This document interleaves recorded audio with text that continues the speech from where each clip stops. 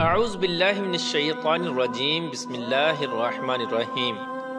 اللہ تبارک و تعالیٰ کے نام سے شروع جو بڑا مہربان اور نہایت رحم کرنے والا ہے۔ ایک ایسی قوم جس پر اللہ تبارک و تعالیٰ نے اپنا دردناک عذاب نازل فرمایا اور اس قوم کے تمام لوگوں کو بندر بنا دیا۔ اس قوم کے لوگ کون سا ایسا گناہ کرتے تھے جس کی وجہ سے اللہ تبارک و تعالیٰ نے ان پر دردناک عذاب نازل فرمایا، اور یہ لوگ بندر بننے کے بعد کتنی دیر زندہ رہے اور پھر ان کو کس قدر دردناک موت آئی۔ جب یہ لوگ بندر بن گئے تو یہ لوگ اپنے عزیز و اقارب کو دیکھ کر ان سے کیا کہتے تھے، اور کیا آج کے دور میں پائے جانے والے بندر اسی قوم کی نسل میں سے ہیں؟ ان تمام تر سوالات کے جوابات قرآن و حدیث کی روشنی میں آج کی اس ویڈیو میں ہم آپ کو بتائیں گے، لہٰذا آپ سے گزارش ہے کہ ہماری اس ویڈیو کو اینڈ تک ضرور دیکھیے گا۔ انسانوں کے بندر بننے کی ابتدا حضرت داؤد علیہ السلام کے دور سے ہوئی۔ اس واقعے کا پس منظر کچھ یوں ہے۔ حضرت داؤد علیہ السلام اور ان کی قوم سمندر کے کنارے ایلا نامی گاؤں میں رہتے تھے اور ان کی تعداد 70,000 کے قریب تھی۔ یہ قوم بڑی ہی خوشحال تھی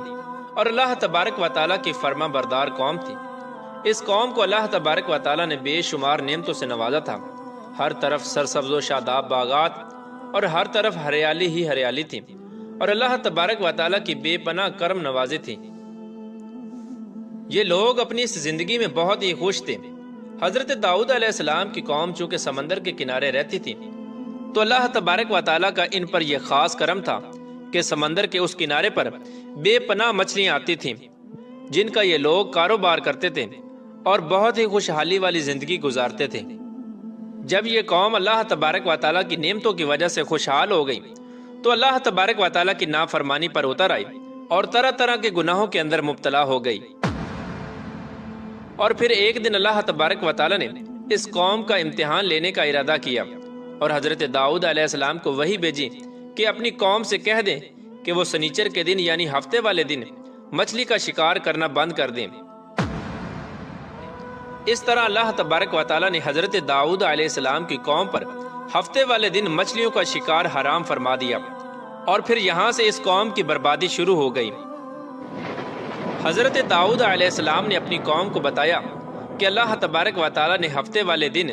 مچھلیوں کے شکار کو حرام قرار دے دیا ہے، تو وہ لوگ بہت ہی زیادہ پریشان ہو گئے اور ساری قوم سر جوڑ کر بیٹھ گئی، کیونکہ ہفتے کا دن ہی وہ دن تھا جس میں مچھلیاں وافر مقدار میں آتی تھیں اور خود بخود کنارے پر آ جاتی تھیں، اور باقی دن ایسے تھے کہ بہت کم اور نہ ہونے کے برابر مچھلیاں پکڑی جاتی تھیں۔ اس قوم کا گزر بسر چونکہ مچھلیوں کے شکار پر تھا، اس وجہ سے اللہ تبارک و تعالیٰ کا یہ حکم سن کر یہ قوم پریشان ہو گئی۔ یہ نہیں جانتے تھے کہ اللہ تبارک و تعالیٰ کی طرف سے یہ ایک آزمائش ہے۔ پھر ایک دن شیطان نے ان کو وسوسہ ڈالا کہ سمندر سے نالیاں نکال کر خشکی میں بڑے بڑے حوض بنا لیے جائیں۔ جب ہفتے والے دن مچھلیاں آئیں گی تو وہ نالیوں سے ہو کر ان بڑے بڑے حوضوں میں آ جائیں گی، اور اس طرح پھر ان نالیوں کا منہ بند کر دیا جائے، اور پھر اگلے دن یعنی اتوار والے دن ان کو پکڑ لیا جائے۔ شیطان نے اس قوم کے لوگوں کو ورگلایا کہ اس طرح ہم ہفتے والے دن شکار سے بھی بچ جائیں گے اور مچھلیاں بھی ہاتھ آ جائیں گی اور وہ بھی پکڑی جائیں گی۔ بہت سے لوگوں کو یہ ہلا بازی اچھی لگی اور انہوں نے ایسا کرنا شروع کر دیا اور سمندر سے چھوٹی چھوٹی نالیاں نکال کر بڑے بڑے حوضوں میں ڈال دیں، جس کے ذریعے وافر مقدار میں مچھلیاں ان حوضوں میں داخل ہو جاتی۔ اس قوم کے بدبخت لوگوں کو شیطان کا یہ ہیلا بہت پسند آیا، لیکن اس قوم نے یہ نہ سوچا کہ جب مچھلیاں سمندر سے حوض میں آ کر قید ہو گئی تو پھر مچھلیوں کا شکار ہی ہو گیا، اس لیے یہ شکار بھی ہفتے والے دن ہی قرار پایا جو اللہ تبارک و تعالیٰ نے حرام قرار دیا تھا۔ اس موقع پر یہودیوں کے 3 گروہ ہو گئے۔ کچھ لوگ ایسے تھے جو شکار کے اس شیطانی ہلے سے منع کرتے تھے اور ناراض و بیزار ہو کر شکار سے باز رہے، اور کچھ لوگ اس کام کو دل سے برا جان کر خاموش رہے، لیکن انہوں نے شکار نہ کیا اور دوسروں کو منع بھی نہ کرتے تھے، بلکہ یہ لوگ منع کرنے والوں سے یہ کہتے تھے کہ تم لوگ ایسی قوم کو نصیحت کرتے ہو جنہیں اللہ تبارک و تعالیٰ ان قریب ہلاک کرنے والا ہے اور ان پر اپنا دردناک عذاب نازل فرمانے والا ہے۔ اور اس قوم کے کچھ لوگ ایسے تھے جو سرکش اور نافرمان لوگ تھے، جنہوں نے اللہ تبارک و تعالیٰ کے حکم کی اعلانیہ مخالفت کی اور شیطان کے ہیلے بازی کو مان کر ہفتے والے دن شکار کرنے لگے۔ یہ لوگ اللہ تبارک و تعالیٰ کے حکم کی کھلا مکھلا مخالفت کرتے اور ہفتے والے دن مچھلیوں کا شکار کر کے ان کو کھایا کرتے اور بیچا کرتے۔ پیارے دوستو، حضرت داؤد علیہ السلام کی قوم کے 1200 ایسے نافرمان افراد تھے جو منع کرنے کے باوجود بھی ہفتے کو ان نالیوں کے ذریعے شکار کرتے رہے۔ حضرت داؤد علیہ السلام نے ان 1200 نافرمانوں کو اللہ تبارک و تعالیٰ کے عذاب سے ڈرایا کہ وہ اللہ تبارک و تعالیٰ کی اس نافرمانی سے باز آ جائیں، لیکن وہ لوگ باز نہ آئے اور کھلے عام شکار کرنے لگے۔ چنانچہ وہ لوگ جو اس بات کو برا جانتے تھے، ان لوگوں نے اپنے اور ان نافرمانوں کے درمیان ایک دیوار کھڑی کر دی، جس کی ایک طرف وہ 1200 نافرمان رہتے تھے اور دوسری طرف وہ لوگ تھے جو شکار سے باز رہے۔ حضرت داؤد علیہ السلام نے اپنی اس قوم کے نافرمانوں کو بارہا سمجھایا، لیکن یہ لوگ اپنی نافرمانی سے باز نہ آئے اور اسی طرح اللہ تبارک و تعالیٰ کی نافرمانی کرتے رہے اور شکار کرتے رہے۔ پھر ایک دن حضرت داؤد علیہ السلام نے غضبناک ہو کر شکار کرنے والوں پر لعنت فرما دی۔ اس کا اثر یہ ہوا کہ ایک دن خطا کاروں میں سے کوئی بھی اپنے گھر سے باہر نہ نکلا۔ یہ منظر دیکھ کر کچھ لوگ ان کی دیواروں پر چڑھ گئے تاکہ معلوم ہو سکے کہ وہ لوگ کس حال میں ہیں۔ جب ان لوگوں نے ان نافرمانوں کو دیکھا تو وہ سب کے سب بندر کی صورت میں مسخ ہو چکے تھے۔ اللہ تبارک و تعالیٰ نے ان کی نافرمانی کی وجہ سے ان پر اپنا دردناک عذاب نازل فرمایا اور ان کو انسانوں سے بندر بنا دیا۔ جب لوگ ان مجرموں کا دروازہ کھول کر ان کے گھر میں داخل ہوئے تو وہ بندر اپنے رشتہ داروں کو پہچانتے تھے اور ان کے پاس آ کر ان کے کپڑوں کو سونگھتے تھے اور زاروں کی طرح روتے تھے، لیکن وہ کچھ بول نہ سکتے تھے۔ اللہ تبارک و تعالیٰ کے ان نافرمان بندر بن جانے والے لوگوں کی تعداد 12,000 تھی۔ ان 12,000 لوگوں نے اللہ تبارک و تعالیٰ کی نافرمانی کی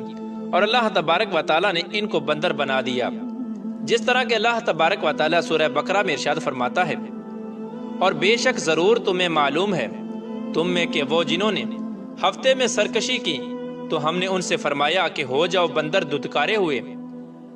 اس طرح حضرت داؤد علیہ السلام کی قوم کے 12,000 نافرمان بندر بن گئے۔ یہ لوگ 3 دن تک زندہ رہے اور اس دوران یہ کچھ نہ کھا سکتے تھے اور نہ ہی پی سکتے تھے، بلکہ یوں ہی بھوکے پیاسے سب کے سب ہلاک ہو گئے اور 3 دن کے اندر سب کے سب مارے گئے۔ اور وہ لوگ جو ان نافرمانوں کو اللہ تبارک و تعالیٰ کی اس نافرمانی سے منع کرتے تھے، اللہ تبارک و تعالیٰ نے ان کو اس عذاب سے سلامت رکھا، اور وہ لوگ جو اس شکار کو برا جان کر خاموش رہتے تھے، اللہ تبارک و تعالیٰ نے ان کو بھی اس عذاب سے سلامت رکھا۔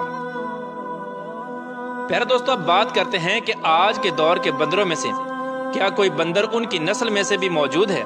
یا آج کے دور میں پائے جانے والے بندر انہی بندروں کی نسل میں سے ہیں؟